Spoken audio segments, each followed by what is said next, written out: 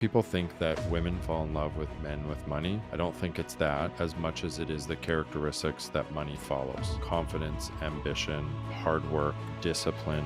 Just so happens that if you check off all those boxes on a long enough time horizon, you're going to make money. You have to start making decisions and taking actions based on your long-term values and commitments. What might not feel great in the moment will give you the reward in the future, and that's called delayed gratification. The pseudoscientific, wacko, far-right extremist conspiracy theorists when it comes to health, why are they all jacked? Why are they all fit and healthy? And then you look at the people that we're getting our health advice from, and it's like, yeah. Somebody's listening to this right now and they are not where they want to be at all. Where do you recommend they begin? I think it starts with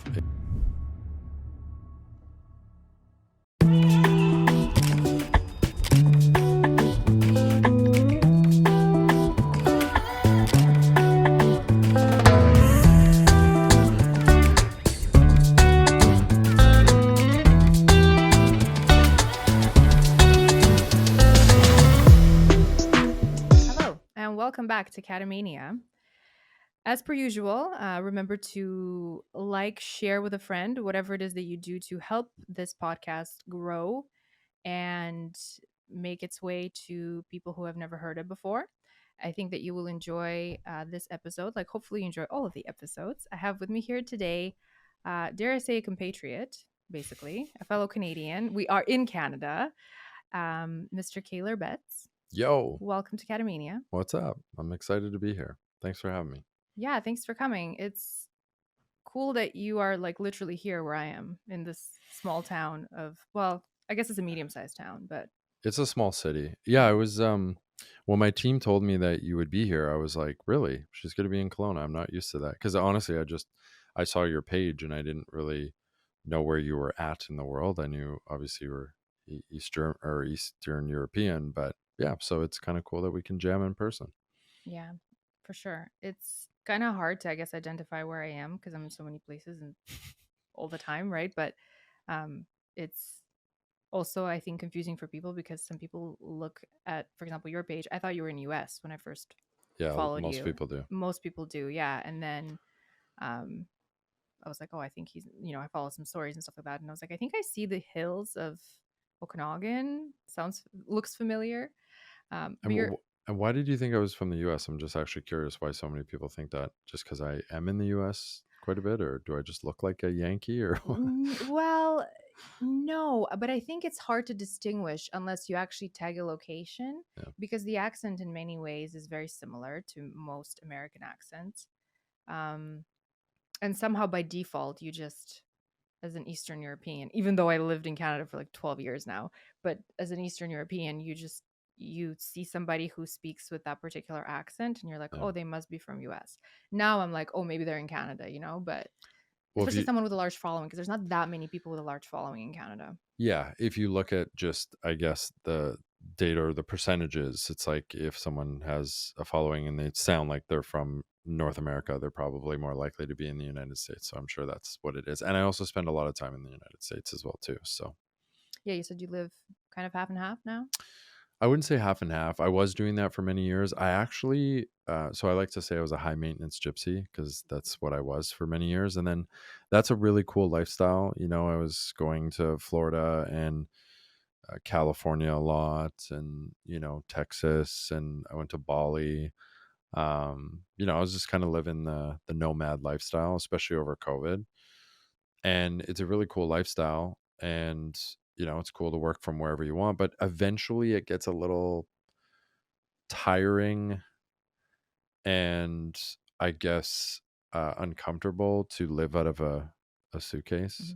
So were you ever a backpacker? Oh yeah, way back in the day, but I'm too high maintenance for that now, to be honest. I could go on a backpacking trip. I mean, I can go camping and get my hands dirty, but I'm not really interested in like doing that too often. I think it would be cool to go on like a backpacking trip like here and there, but yeah, I like opulence at this point in my life, at least, and or like some level of it. I'm not that high maintenance, honestly. You can be honest with me. Yeah. I'm very high maintenance. I would never go backpacking ever. Like that's something that I never understood. My husband did it before he met me, And I always tell him, I'm so happy that you got that out of your system before you met me, because if now you were telling me like, "Oh, let's go backpacking. I want to go on an adventure." Absolutely no way. I Like, just think, I mean, an hello, adventure, like yeah. no. Do you And know where I come from? I could never, you know. I don't know what you just called me, but there you go. I don't know. I think an adventure, there's something to an Mhm. adventure every once in a while. I'm not interested in that right now in that phase of my life, but I just needed some roots eventually, and I'm actually really enjoying having a place in Kelowna and just like having a bit of a routine and, just kind of getting in that, yeah, that system that I have every day for me. But, I just did a string in Austin and that was really cool. And I'll be going back and I'll be traveling in December and going back to the States in January and February. And then when you come back here, by the time March comes around, you're golfing here again. So, it's not too bad. Are you a golfer? Yeah. I'm pretty decent golfer. I like to say, this is a little, braggadocious to say, but I think I'm the best golfer that you'll see who doesn't actually golf that much. I don't actually golf that Wow. Ladies much. and gentlemen, levels of confidence I aspire to have. Mr. Kaylor Betts. Yeah, yeah. I'm not saying I'm a amazing golfer. I just I'm pretty damn good for whatever reason for not really playing that much. Maybe you're a natural. Maybe you should play I more. suppose. Yeah. I'm a natural in some things. Mhm. Yeah. Fair enough. And so you and I chatted before this on your podcast, but tell me a little bit about your path to coaching, because you said you are a business coach now. How did you get into this industry? I know you're from my favorite city in the world, mm, Edmonton. How did you get to where you are today? Yeah, I mean, I really struggled growing up. I was in a battle with my mind. I really struggled getting out of bed in the morning at some points. I suffered from depression, anxiety. I had panic attacks numerous times a week. It got really, really, really rough. And then that manifested into physical ailments because that's essentially what happens when you suffer internally is eventually that shit's going to show up, physically. But yet there was always something innately in me that would never submit to that, never surrender to that. And there was always something in me that just wanted to be a high performer, that wanted to feel incredible and jump out of bed in the morning and be excited and pumped to face the reality that was my life. And even with the depression and the anxiety or whatever, for whatever reason, something inside me always told me like, this isn't the way it's supposed to be. It has to do with something with my environment, my diet, my lifestyle, and yeah, for whatever reason, even though we're indoctrinated and we're conditioned to believe that you just go see the person in the white coat and, you know, the Western medical professional is the authority that you should bow down to and listen to. And I did. That's what I was told to do. And all they really had for me was prescription drugs, right? They just pulled out their prescription pad and said, hey, take this. And for whatever reason, there's something inside me that just believed my depression, my anxiety, and the way I feel it can't be from just a deficiency in a pharmacological drug. So I I took one drug for ADHD because I was diagnosed with a learning disability, but I was also prescribed SSRIs and benzodiazepines. Now, I'm not a medical professional. Here's my disclaimer. I'm not suggesting that everyone should do this, but I just didn't take them. Oh my God, you were prescribed Oh, benzos. yeah. Yeah. Wow. And I know, right? And yeah, for whatever reason, I just couldn't bring myself to do it. And that's when the journey of my relentless obsession of human optimization, personal growth, and success and achievement in this world began. And I just slowly but surely turned my life around. And look, I'm a very all or nothing obsessive person. So when I got obsessed with that and I started to feel the effects of feeling better by just like changing my diet and like getting better sleep and regulating my circadian rhythm and like biohacking a little bit and lessening my drinking and like working on my subconscious mind and reconditioning that and all these different things, I started to become obsessed with that. That started to become my new drug. And then I got into business and I started like learning about how to build a business, even though I had no idea what I was doing. But I loved the game of business. So I got obsessed with that. And I did turn my life around. Like, I can honestly say that I'm at a point that I never imagined I would be. I don't have it all figured out, and I'm certainly, not rid of more growth and expansion. And I love that I'll grow and expand for the rest of my life. But I really have gotten to a place mentally, physically, emotionally, spiritually, financially that I honestly never could have even imagined as someone who could barely get out of bed and had panic attacks every single week. And that is a pretty fucking good feeling. And there's a really great quote by young Pueblo who says, "A hero is someone who heals their own wounds and then helps others do the same." And I won't proclaim myself as some sort of hero, but it's the path that I'm on. Is I feel like I've healed a lot and grown and expanded, and I'm winning in a lot of ways.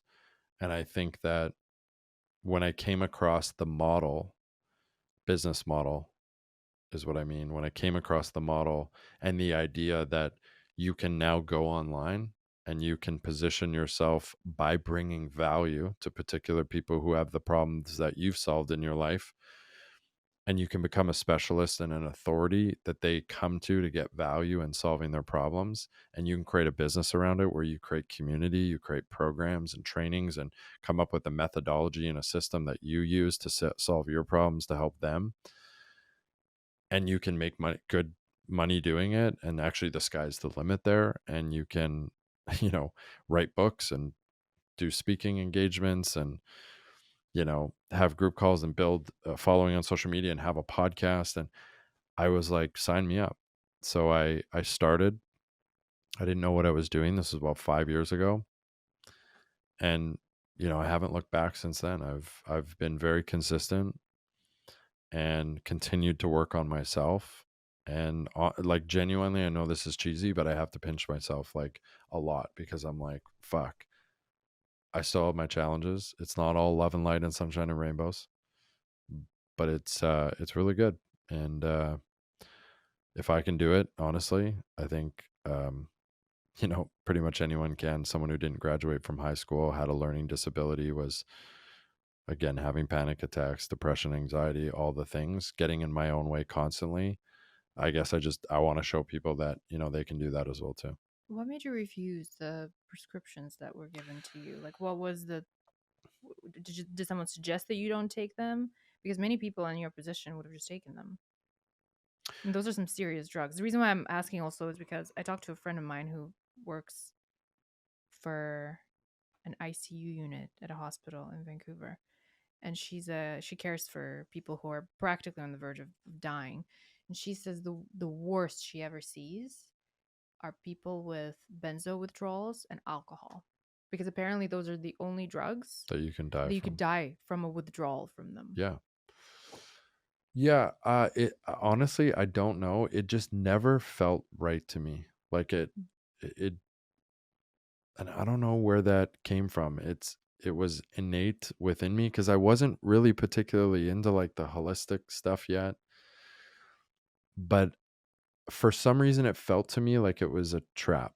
Like, it's like, once I start to depend on these things, how do I get out of it? I think I was afraid of not being in control. And honestly, I think this is where one of my biggest fears has always been lack of control, giving up control and surrendering to a lack of control.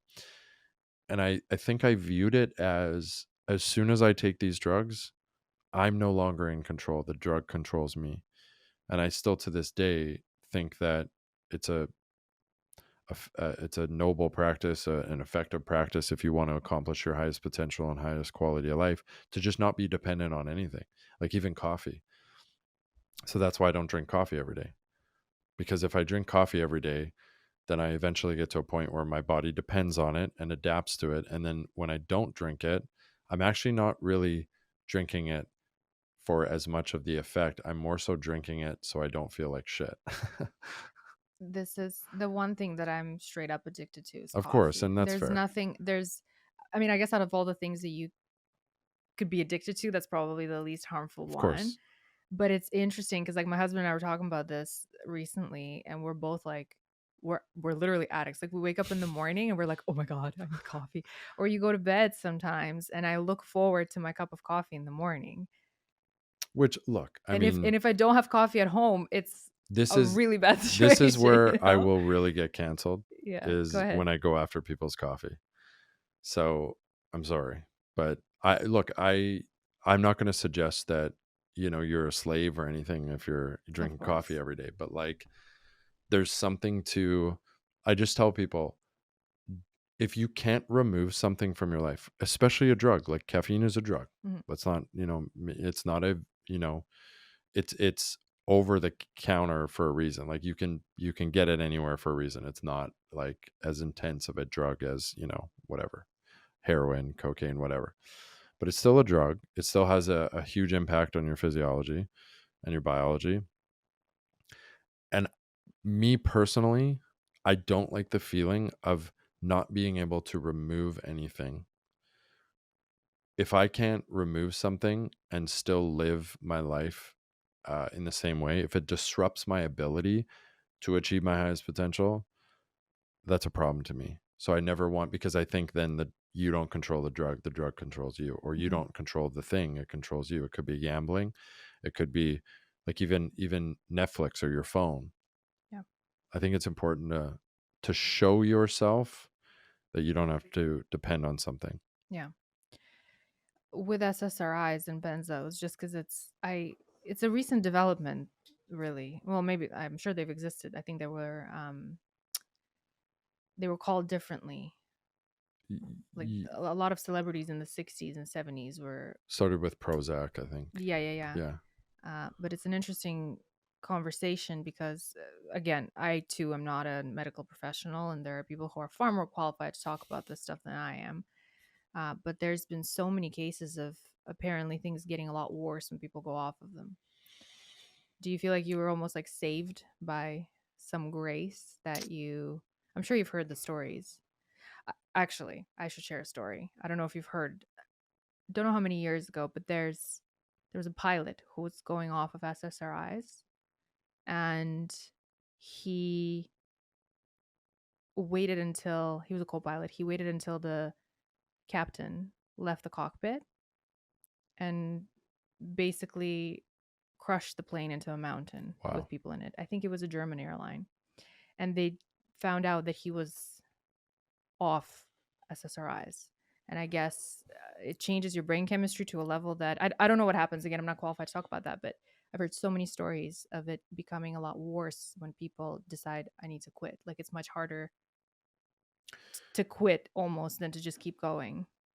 Yeah, I mean, like I have a hard time, and this is where I'm pretty like out there and just bold, and this is the things that can get me in trouble. But I just I'm just all about talking about what I believe to be the truth and facts. And what I've observed is I have a hard time saying that we're not qualified to state the obvious. And to me, the obvious is that the Western medical establishment at large, and I'm generalizing, I'm not saying that there's no doctors out there that aren't questioning how liberally we are prescribing SSRIs and benzodiazepines and stuff like that, but and ADHD medication, those are kind of the three that I think are the biggest problems. But I think that what is so evident is they are denying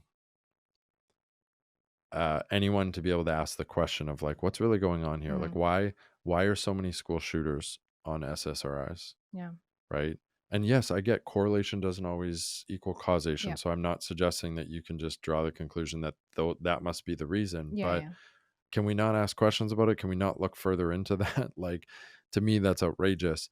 And I think, again, it goes back to the dependency thing.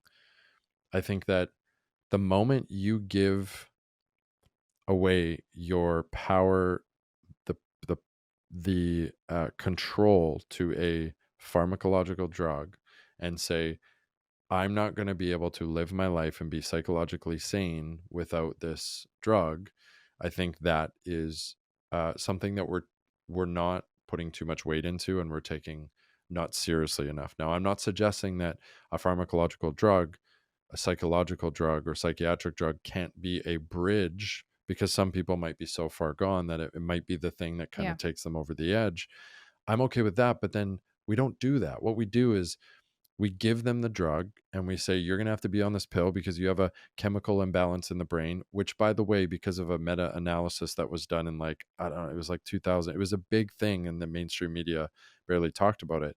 But there was a meta analysis, which means they take hundreds of studies and they actually proved in that meta analysis that the whole chemical imbalance in the brain, which is literally the theory that SSRIs are predicated on, is false.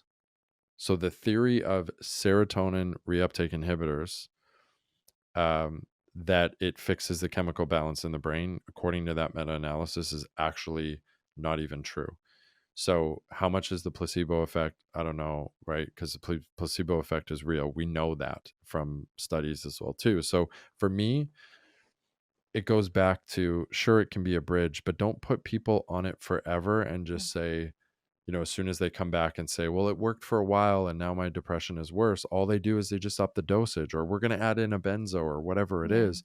And for me, it's like, sure, okay, maybe for some people who are too far gone, give them a medication that will bridge the gap, but then let's get them with maybe a more Eastern medical or functional medicine practitioner to talk about what, in terms of your environment, your diet, and your lifestyle, and the toxicity that you're clearly surrounding yourself with, is causing you to have psychological ailments. Like, Hmm. what are you doing that we could fix? Because isn't that obvious? Like, how is that not so blatantly obvious? You go into a doctor and you say you have anxiety, depression, whatever, ADHD, and they're not asking you about your circadian rhythm, your relationships. Do you have purpose in your life? Do you have meaning? Are you fulfilled? What kind of water are you drinking? Do you have toxic chemicals in your environment? What food are you eating? What's your diet like? Are you moving your body every day? We know that 3 times a week, physical exercise is more effective than an SSRI. That's science. That's already been proven by a study. So it's crazy to me, honestly. And I know I'm being bold because I'm not a medical professional, but like, I don't know. I feel like you don't need to be a medical professional to have common sense and ask common sense questions. Well, or to feel your body, right? I always say, like, what happened with the whole idea of, like, well, don't go to a sick doctor to get health advice, right? Because why would you? So why would you not be curious and listen to people who have good results? Like, if I see someone who looks good, they feel good, they seem to be doing well mentally, physically, I want to ask what they're doing, because clearly whatever they're doing is working on them. So probably what they're doing is right, you know? Like RFK Jr., he's absolutely jacked. I have this post that I often, or like this message that I convey on social media, where I just say, like, why are all the pseudoscientific, wacko, far right extremist conspiracy theorists, when it comes to health, why are they all jacked? Why do they all look amazing? Why are they all fit and healthy? And then you look at the people that we're getting our health advice from, the health officials.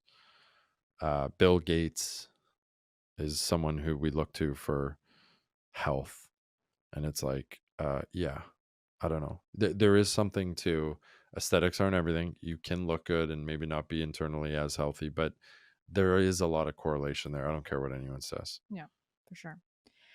I want to go back to your decision to start a business. So you were in this place where you were not doing very well, and then you worked on your mental state, you improved it, and then you made a decision to basically teach others to do the same. Or at what point did you realize that that could be something that you could use to put out in the world? So I actually became a personal trainer because I first started with fitness and nutrition. So I became a personal trainer, then I became a nutrition coach. Then I started to get into more like holistic lifestyle stuff.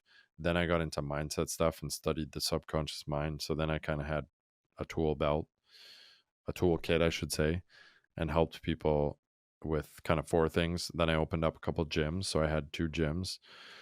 I opened up one gym and then opened up a second location in Edmonton, your favorite city. And Everyone's favorites. Everyone loves Edmonton. and it was really successful, actually. I got to be honest. And as someone who didn't graduate high school and kept sabotaging for I was 24 at the time when I opened it up. It was pretty cool. Like, everyone was like, "Wow, like Kaylor's actually doing something that, like, he was the child that we were worried about." And now he's doing something pretty cool, and it was successful. But I ended up realizing that I actually am a business guy. Like to me, it's the game of business is what I'm the most passionate about. Excelling in business is what I'm most passionate about. And what I did was I actually turned my passion, fitness and nutrition, and I built a business around it. And I actually just created myself a job because you're not really that free when you're a gym owner. I'm not criticizing gym owners or anything like that, but you have to really be fucking passionate about fitness if that's all you want to do for the rest of your life is just run a gym, right? For me, I fall more in love with like growing, like building, growing, scaling a business. And for me, it's more so, it's less about the idea. For me, I just want to find something that I can do at scale that impacts as many people as possible. So, like, I always joke I could be in the holistic toilet paper space because if I see it genuinely, if that was the thing that I saw that was the most scalable, that gave me the most reach, that could help the most amount of people, I would actually be so passionate about just building and excelling in that business. So what I did was I shut down my gym after 5 years because it just wasn't for me. And then I fucked around for like a year and did this and that and kind of got into marketing and da da da da da. And then I came across this model, this Mm. coaching model, and that's when I started the podcast. That's when I started the coaching business, and I haven't looked back since. Why do you think so many people who are not the best at school excel at business? That is a great question because entrepreneurs think outside the box. Entrepreneurs are at their core fundamentally rule breakers, thinking outside the box kind of people. They question conventional narratives, and that is so not conducive to school. School is like you need to fit into this box. We're going to give you things to study, then we're going to give you a test. We don't care if you're interested in it, by the way. If you're not interested in Saturn, sorry, you still got to learn it. If you're not interested in scientific notation and you don't think you got to do it for the rest of your life, you still need to learn it. You know? So it's like here's some information to study whether you're interested in it or not, whether it suits the way your brain works and the way you're wired and the way you learn. And then we're going to give you a test to see how well you memorized it. And then we're going to grade your potential in this world and your intelligence based off whether or not you wrote the test well. And that's really conducive to an engineer, to a doctor, to a lawyer, right? Cool. But entrepreneurs are quite different. Now, that's not to say that there's some lawyers that are great entrepreneurs. Yeah. There's some doctors that are great entrepreneurs. So some people have both. But again, generalizing here, most people that do really well in that environment of like studying and then memorizing and writing a test, and this isn't even saying that's inferior. It's just like my brain doesn't work that way. Yeah. And I also am not good with authority and people telling me what to do. And in school, you're in that situation. Whereas entrepreneurs typically sometimes have to build a business simply just because they can't tolerate being told what to do. Yeah, 100%. I agree with you. It's not to say that, if you're good at school, you're shit out of luck becoming an entrepreneur, because that might not be the case. But there is something to be said about that lack of desire to have authority in your life, not doing very well with authority. And there are some people who are really great at school who still don't like authority. Like my husband's one of them. He can't Yes, work for anybody else but himself. I He believe it. he hates having authority over him, but he's really good at school, like annoyingly good So at he school. probably tolerated it for long enough and then knew that the eventual dream was to Yeah. do his own thing. And that's great. What was Steve Jobs said something who just said, those who believe they're crazy enough to change the world are usually the ones that do. And I think you have to actually be operating to some degree under a delusion to be an entrepreneur because it is, and I'm not trying to like hyperbolize it or be over dramatic here, but if you actually want to, and by the way, most people don't know what an entrepreneur is. An entrepreneur is building something greater than you. It's not, and this isn't to diminish being a freelancer, but a freelancer is kind of you are your work, you're trading hours for dollars, and that is an unbelievable thing. But if you actually want to grow and build and scale a company, which I'm just starting to get into, it is, and I can't even imagine. That's why, going back to the conversation about Elon, who literally has founded, created, and owns multiple billion-dollar companies And still keeps going. and still Like keeps he could going, chill. and now he's like running the Department of Government Efficiency. Like, I can't even comprehend how that guy does what he does, but like, That's why you he's not supposed to be the best husband, apparently. You know, all the women that have been with him, right. they're Well, of like, he doesn't have course. time. Of course he Yeah. sucks at Yeah. some things. And by the way, Mother Teresa probably wouldn't have made a good CEO of a Yeah. company, right? Yeah. Like, we have our things that we're, and by the way, I have my weaknesses. That's for damn sure, because I'm so invested in my business that other parts of my life have to inevitably fall. Mhm. Everything's a trade-off. Everything is a trade-off. So for me, like, I run a company that has 12 people, and I got the podcast, and I have my hands in other things. I'm starting to like invest in other companies and advise and help them grow and scale their coaching businesses and stuff like that. And even me, for that, like, it's sometimes you sit there and wonder, like, why didn't I just become a firefighter? not not to say that that doesn't come with challenges as well too, and I'm really trying not to sound like I'm putting entrepreneurs on a pedestal, in that it's like the only way to do it, or it's like the only way to do something noble in this world. It really isn't. No, I mean firefighters do really important work. This is I completely understand what you're saying. It's not to, But it's fucking hard, man. yeah. And like, it will bring you to your knees, and it will challenge you and bring up every single unhealthy pattern or wound or insecurity or shadow within you. It'll bring it to the surface, and you have to face it. And that's actually what I love about it, you know?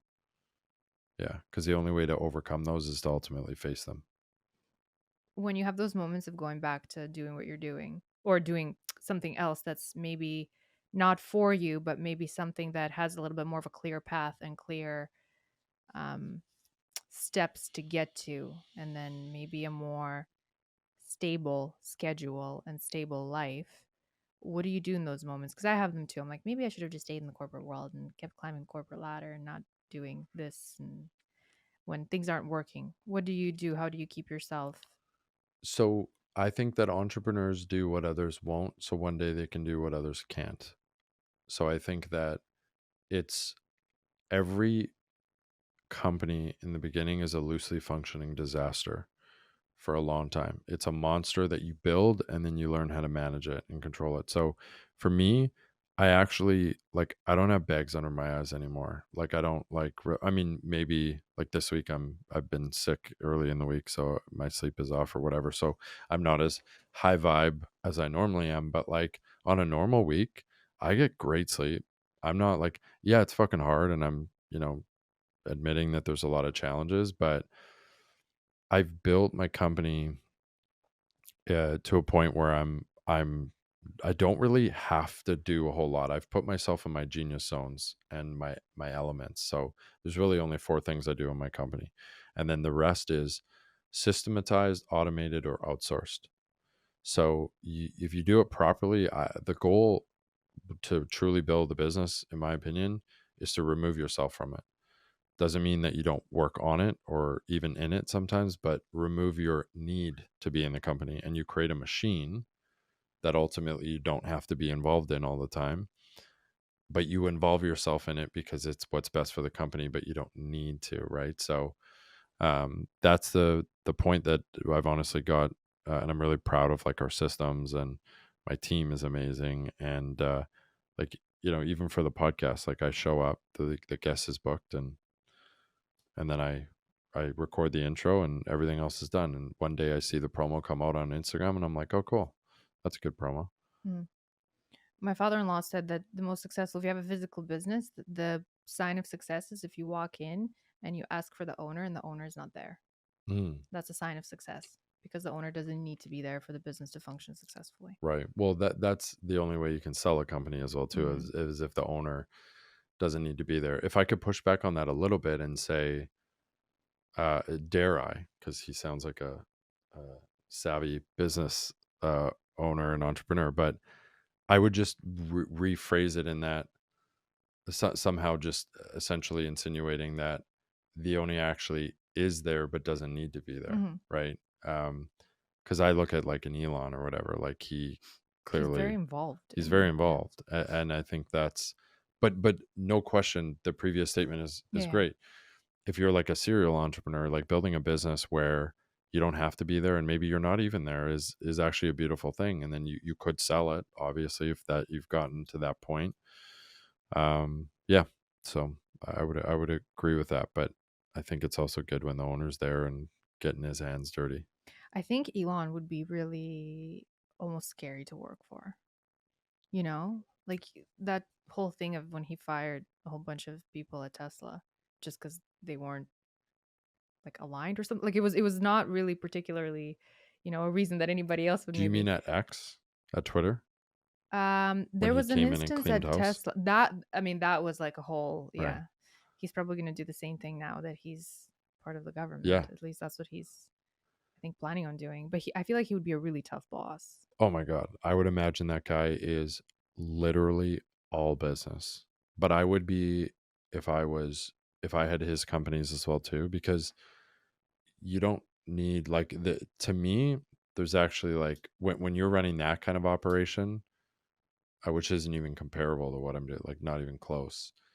I just think it's all business. It's a formula, it's systems, it's processes, there's investors, it's all about the bottom line. I mean, you have a fucking publicly traded company. You have numerous. So and he only has so much bandwidth. So I don't think there, you know how what's that movie where it's like there's no tears in baseball. Like there's no fucking tears and like you want to cry, do it outside. Like, but in my business, I have space and bandwidth to like if one of my staff is having a bad day, like I'll have that conversation, but hopefully maybe one day I can get to that level. And I like having that conversation. Not that we do it all the time because life's hard. Get a helmet at the end of the day, and that's kind of one of our messages. But Do you say that to people when you hire them in the interview?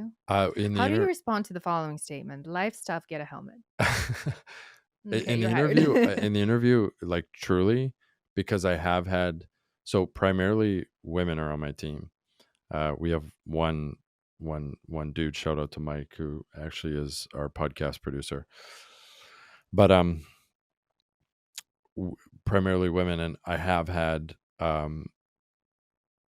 I'll just say I've worked with women in the past who there is too many conversations where I'm sitting there and you're having another bad day and another bad week, and it's like at the end of the day I have compassion for that. I'm actually an extremely empathetic person.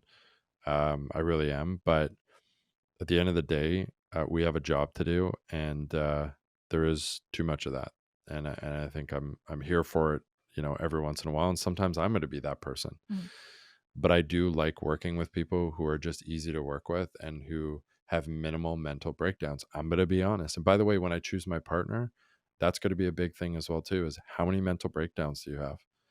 And I also only hire people who have inconsistent mental breakdowns. No one likes to say that, but I'm sorry, that's what I look for. Well, especially in business, I feel like there's got to be a level of just understanding that, hey, we're working. Like we're trying to make something Yeah. happen here, right? We need to just take control of our emotions. And let me rephrase that. You can have as many mental breakdowns as needed, and I'm, not going to judge you for that, but if it starts to Of course. affect our mission and distract us away from the company's highest potential, that is a problem. If I worked for you and that day that I got a haircut, I was working, I would have had to take a sick day. Y'all know what happened with my hair. I know that. Or what it sounds like is it would have been the one, everyone gets one a year. So that would have just been yours for the Well, year. my husband was so confused too because he's like, "But you never cry. Yeah. Like you never ever cry. What's happening?" And I'm like, "This is a really big But deal. my hair. Okay, yeah, my hair. This is my hair." Yeah, I cry when something happens to animals in movies, and apparently when I get a bad haircut. Movies get me as well too. You want to know what? The Pursuit of Happiness. Have you ever seen that movie? No, That will make me cry every single time. If we watched it, the three of us just hanging out watching it, I would sob like a baby. Will Smith, and it's just about him and his son who just come into hard times, such hard times where they end up like sleeping on the floor of a subway bathroom and stuff like that. He's got this cute little kid, and he just keeps going and going and persisting and trying to get the job, learning the skills, da da da da da. And spoiler alert, at the end, I'll just say things end up working out, and there's nothing that will make me cry more than someone who overcomes adversity and then achieves Hmm. and succeeds. And that to me is like, fuck, that sets me off. You mentioned when you choose your partner, you're single now. Mhm. I'm very blunt with my questions. I should have warned you. Are you single, Kaylor? Yeah, I'm single. What do you look for in a partner? And let's go for that question first. And then, what is your idea of masculinity in this day and age? I like a feminine woman. Now that doesn't mean that she can't have some masculine qualities. I also would like a woman who could set a boundary, or who could step into their masculine and be passionate and achieve something in the external world. Um, but her leading and dominant energy is feminine. Um, and that's also like, I'm also very blunt too. So that's also not just like energetically, like, um, in the way she, like her personality, her characteristics. I like a playful, creative, um, feminine woman in that way, but also, inflow, intuitive, but again, knows also when to step into her masculine. Um, and then I also like aesthetically a feminine woman as well too. So like I like when a woman like really puts, because I'm like that as well too. I'm a fashionable guy, quote unquote. I like a woman who dresses in a feminine way aesthetically, and likes to have pretty nails and hair and all that stuff. Maybe not cry when they have a bad haircut, but um, Ouch. you won't live that one down. I'm just joking. That'll happen no matter what. I'm just telling you now. If she doesn't cry, if she gets a bad haircut, that'd be strange. Right? Am I right? It's important to me that she's not easily offended. And what I would say is that's better described as someone who can emotionally regulate. So, someone who's not going to take things personally all the time, and can see when she's offended and triggered, but not hijacked by her emotions and projects that out onto me, because I'm not for the easily offended. Mhm. Um, and so I want someone who um, isn't like that. I don't like drama, so drama free. Someone who's into personal growth and wants to continue to grow and expand and heal and win. Um, this is where I'm just going to be really blunt. I'm not, and this is more the feminine thing. I want a woman who is really, what's really attractive to me is a woman who's really passionate about something, Mhm. but doesn't in a leading and dominant way pursue achievement perpetually in the external world. So I'm not into the girl boss kind of like culture where it's like you got to prove that you can keep up to a man or whatever. It's like I just love a woman who lives in her feminine and is more so approaching, maybe the projects that she has in her life just because she's so fucking passionate about it, not because of the patriarchy. You know what I mean? The reason why I asked you that question, actually, I know exactly what you mean. The reason why I asked you that is because I was at a conference recently and I gave a speech about difference between um, the cultural aspects of relationships. And so many men came up to me afterwards and they were like, "Oh my God, do you do matchmaking?" And I'm like, "No, should I?" And by the way, if you check off the boxes of the description, please identify, and you're a woman, obviously, please identify you're yourself already in the comment under you're under already this podcast. Wait, did you just say identify? No, we don't want you identifying as a woman. No, We no, want you identify yourself in the comment section. I Oh was my just God. joking. If you're she, her, please leave a comment and make sure to leave your pronouns in there. But, anyways, I was approached by so many men and they were asking me, like, if I have matchmaking services, or they were asking me for relationship advice. And I asked them, like, well, what do you look for in a partner? And so many of them just said, "Well, I want her to be feminine." And I'm like, well, what does that mean to you? And they struggled to answer that question. They were like, well, I don't want to, I don't want her competing with me. And I'm like, okay, that's fair. That's one point. But they were struggling to identify exactly what it is that they meant by that. And I think it's so important to know exactly what it is that you look for in your, future wife or future Well, husband. I think some men want, they state that they want their woman to be feminine, but it actually is rooted in insecurity. So they say, I don't want my woman competing with me because they're actually afraid of the woman exceeding them in their Mhm. masculine, like in their achieving in the external world.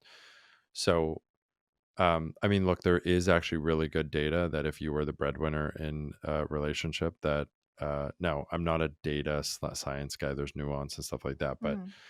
if a woman is kind of outshining you in like business, finances, all this stuff, like there is not great data on how that ends up turning out. Yeah. And I just think that's because of our biological wiring. Like I think there's something within a man that if a woman is the breadwinner, just for lack of a better term, I think that goes against our essence, and I think we feel like less of a man. And I honestly think, as crazy as it sounds, that can make us sick. I really do. And not everyone's going to agree with that. I get that's super controversial, whatever. It's just what I And think maybe it is the does work for fact. some people. Of course. We're not trying to, but yeah, I know what you Of mean. course.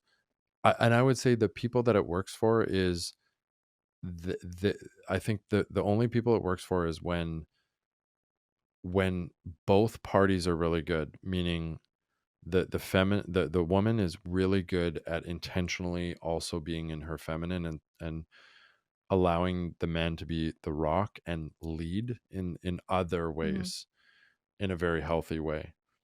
Whereas I think a lot of couples where the woman is the bread maker, I think they struggle to strike that harmony. And I think that I think that it's okay for a man to not want her, the woman to compete with him financially and from a provider standpoint. But what it really is I think it's a woman guides the ship and a man drives it. So I think that a woman, especially in like the nuclear family, and when you have a family, is like the woman knows and is the guider. Because I mean, it's like the best example I always use is like if you're going to buy a car. Like if I'm going to buy a car and we have kids and my wife comes along, like I'm like, yo, what car do we need? Like and she's gonna tell me we need a minivan and this, that. I don't know. I don't fucking know. But I'm the one going in and I'm the one negotiating with the car salesman. I'm the one that's making the deal. I'm leading. I'm the one Mhm. that's talking and engaging in the conversation. Now, I'm not saying it has to be that. Like people, this is where people freak out and it's like, well, we went to go buy a car and I talked to the salesman. Is Does that that mean okay? I'm yeah, Yeah, yeah, does yeah. that mean it's like don't Don't take overthink it. everything, yeah. Don't take everything so literally. But that is just to me, um, I think the woman is the architect and the man is the builder. Have you ever seen the movie My Big Fat Greek Wedding? No. You should watch it. Yeah.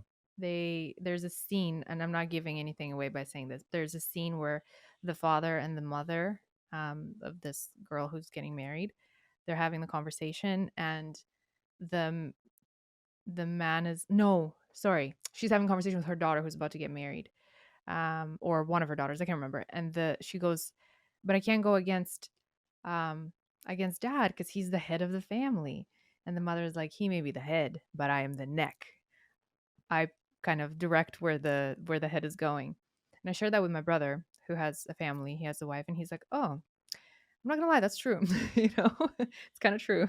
And It's like pointing my head into the right direction you of know where what to the go. problem is then people can't get past, well, what's more important, the head or the neck? And I think that's the wrong question to ask. Mm, Let's not even concern ourselves with what's more important because literally there's nothing without both. I think that's why Trump and Susie Wiles, so Susie Wiles is his White House chief of staff. I think why they are the perfect partnership. Trump is irrefutably an unbelievable leader, and he's the visionary, he's the conqueror, he's the achiever, the driver, the builder. Susie Wiles, from everything I've learned about her, is the fucking architect. She is the neck. She is guiding the ship. She's the glue that holds everything together. And I would argue that although Trump gets maybe most of the credit, I think they just ran a flawless campaign. Like, well, not flawless. Sorry, I retract that. It wasn't flawless. It was unbelievably well executed at large. And I think she's just the one behind the scenes that sure doesn't get as much credit, but I don't think they I don't think they run that campaign without a Susie Wiles. And I think she inevitably is, that's a great analogy, the neck. She's the architect. And I'm not as concerned with which one's more important. The fact of the reality is when they come together, it makes the most powerful union and force on in the universe. I want to get back to this because I love this subject so much, and I think it's the most. I think it's the subject that my audience loves the most. I don't know if you find, like, if you talk about relationships, how your audience responds, but Oh yeah, they love it. I guess it's a huge pain point for so many people, Yeah. right? So, but I just thought about, you were talking about Trump and his team, and I remembered how Mark Cuban said that no intelligent, strong woman would ever support Trump, or he doesn't He have doesn't it. surround himself Yeah. with intelligent, strong women And then ever. all those women were like, "What?" Yeah. I can't even, like, I don't even, I'm having a good day and you're bringing up Mark Cuban and I can already feel my blood boiling. Let's go back to No, I'm relationships. just Let's joking. go back to rainbows and He's such a sunshine. loser, but he's not a loser in Makes no so many sense to me. respects. It makes no sense to me because he's such a I successful know. And I respect him for it. capitalist guy Certainly a that better businessman than I am by leaps and bounds, but totally way off base when it comes to that whole thing for sure. do you struggle to find where you're looking for in Canada and where you are? Oh my You God. mentioned in the beginning here, Eastern Europe, and I was talking to so many people at that conference about the whole passport bro situation. What are your thoughts on The that? Have you ever passport, the passport bros? Do you know passport bros? no. Okay, I'm about to open a whole world for you. You might buy a I ticket to think Eastern Europe tomorrow. I think I can guess, but go ahead. Yeah. Well, it's got a negative association with it, and I don't necessarily love that term at all, because of the association that it has with it and the character profile that it attracts. But basically, the idea of it is that when you have a passport from a stronger, you know, Okay, I nation, have heard of this. I just haven't yeah, heard of that term. yeah, you have an advantage in certain places when it comes to the dating pool. That's all it is. And again, I think the idea behind it is not all negative, because if that's the only thing that you have to offer, yeah, you're probably not the best thing. But if you realize that maybe there's a place that suits you better in terms of your values, and you approach it from a perspective of like, hey, there's this place where I could go, and I really love the values that people have there, and I have this advantage because I have something on top of everything else that I have to offer, that is this passport, which is a passage to freedom. I've put it very diplomatically and very, rainbows and sunshine. Obviously, like I said, a lot of the character profile behind it can be questionable, but also sometimes Yeah, I think it's it can be tough positive. because it's always tricky with that. It's such a great debate and conversation about like money as well too. Like, if you enter into a relationship where like what one of the things I kind of I don't regret but I kind of wish that I had already met my I don't dwell on it, but I kind of wish I already would have met my um my person, the mother of my children, partly, and it's all going to be fine and it's whatever, but a fear that I have is, and by the way, I certainly have much more to go, but I've gotten to a great place just in terms of I'm established. I have followers. I have, I do well financially and whatnot. So I wish that, or would have been nice to meet someone when I didn't have those things. And I actually, when I date, I don't like put anything in my profile. Like I try and make like a, because I'm on some dating apps or whatever. And if I do use them, I try and make it so that I'm not showing my Instagram or anything like that. And I joke if they ask me what I do, and I'm like, oh, I scrape the gum off the bottom of movie theater seats or something like that, and try and keep it more mysterious so that I can see whether or not they're genuinely interested for me, you know, instead of, because I think the difficult thing is if you show that you have, money or followers, or even if you go to Eastern Europe and you have a passport that's very attractive, the risk there is that they may be more interested in those things rather than actually building a solid foundation and connection. And I guess for me, my only fear of going to a place like that is I would always have it in the back of my mind, like, is she more so with me because I gave her a green card, or is she more so with me because of she actually likes me for me? It's a tough balance. It is, because then there's also the aspect of like certain things that you look for in a woman.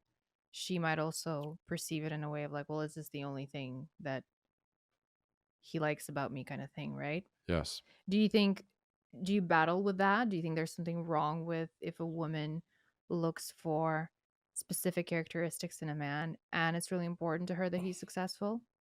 Oh, I would say it would be, what's the right word?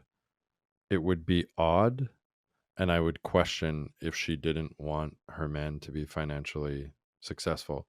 But what I think is it's the proportion. It's just like with anything else. It's if that's all she cares about and she wouldn't actually be with the person if he lost everything, I think that fundamentally the relationship is flawed. I Mm. think women, I think people think that women fall in love with men with money. I don't think it's that as much as it is the characteristics that money follows. So I think that women fall in love with confidence, ambition, hard work, discipline, a masculine type energy. And it just so happens intelligence, charisma, it just so happens communication skills, leadership skills. It just so happens that if you check off all those boxes on a long enough time horizon, you're going to make money. Yeah. And that's why I think that, because like men who make money can lose everything, right? It's actually quite common at some points. Yeah. And for me, I want to make sure I am totally fine with a woman looking at like my financial situation or any of my success as something that I check off the box, or looking at it as a green flag, or even something that she looks for or she says that she needs. I just want to know that she would also not leave me if I lost everything. Yeah.